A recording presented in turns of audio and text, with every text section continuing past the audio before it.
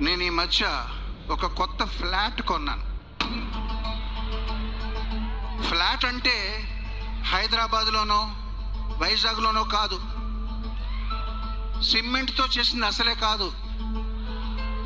Mahesh Babu fans అయిన మీ అందరి హృదయాల్లో పర్మనెంట్గా ఉండిపోవడానికి మీ గుండెల్లోనే ఒక కొత్త ఫ్లాట్ కొన్నా.